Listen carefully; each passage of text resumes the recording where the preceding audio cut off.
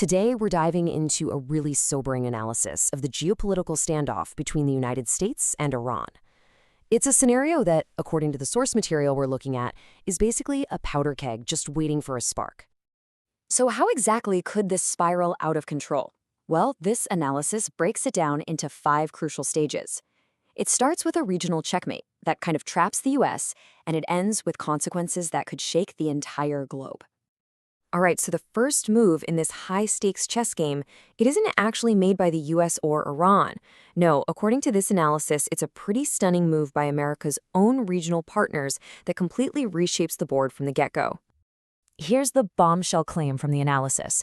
Key countries in the Middle East have apparently delivered a very blunt message to the US, and that message is, our territory is completely off limits for any kind of strike against Iran. And we're not talking about minor players here. This regional blockade allegedly includes heavyweights like the UAE, Saudi Arabia, and Qatar. By denying the U.S. access to their land, air, and sea, they've effectively created a massive logistical trap, boxing American forces out of all their usual staging grounds.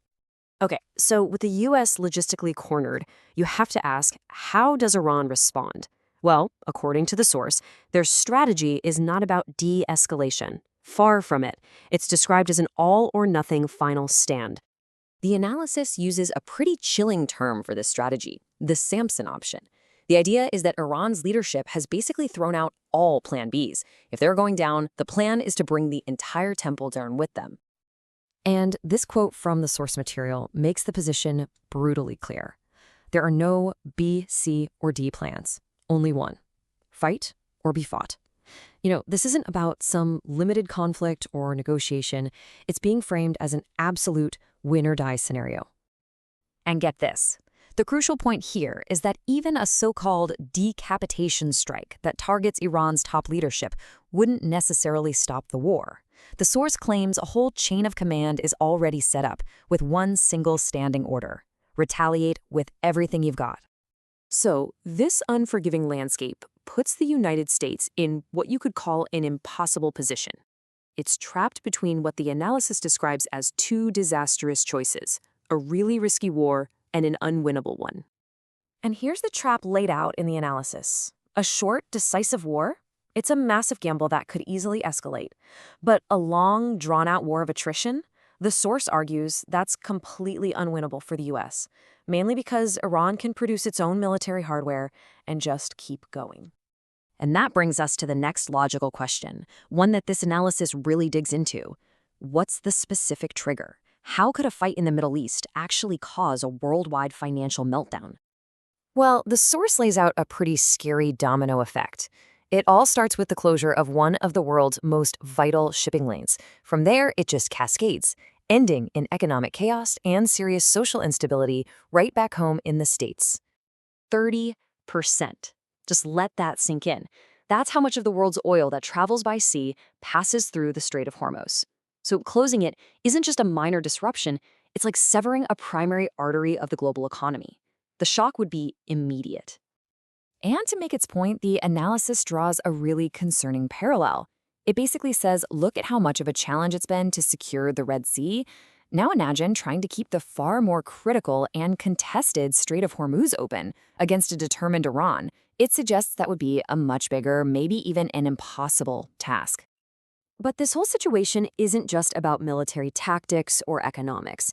The analysis argues that this standoff is revealing a much deeper, more fundamental shift in the world order, where a lot of the old alliances are starting to fray. And here is a really pivotal claim from the analysis. The traditional anti-Iran coalition, which has been a cornerstone of U.S. policy for decades, has apparently fractured. For many Arab nations, the source claims, the focus of the threat has shifted.